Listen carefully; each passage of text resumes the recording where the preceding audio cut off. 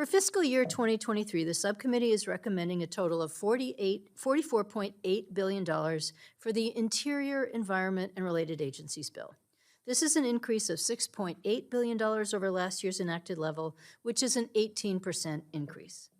Last year, we made unprecedented investments to fight the climate crisis, return science as the foundation for decision-making, dedicate the highest level of federal funding to the arts and humanities ever, and continue our commitment to tribal nations.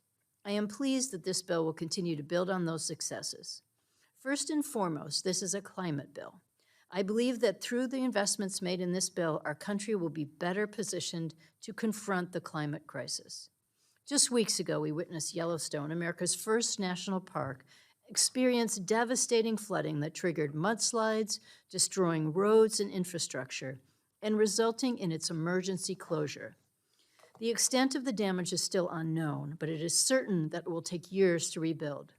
This tragedy underscored how vulnerable our ecosystems and species are to the impacts of climate change.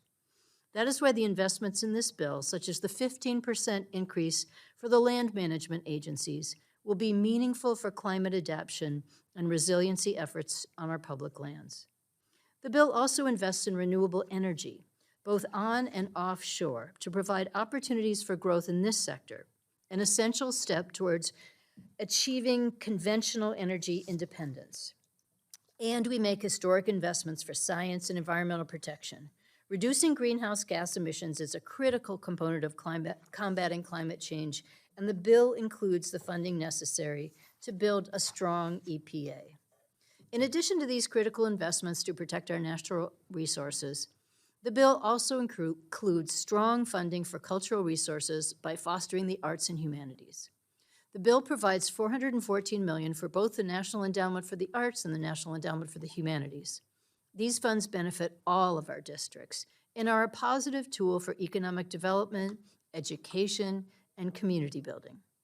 And finally, this bill supports Native American families by investing in strong and resilient Indian country, including through education and healthcare programs.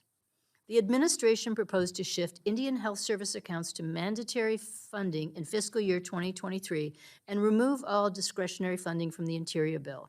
This shift requires legislative action by the authorizing committee, the House Committee on Natural Resources.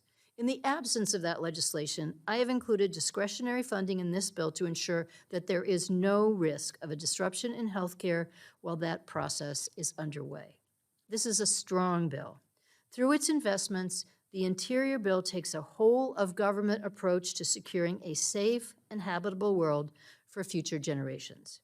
I urge my colleagues to support, and now let me turn to my colleague, the ranking member from Ohio, for any remarks he would like to make. Mr. Joyce.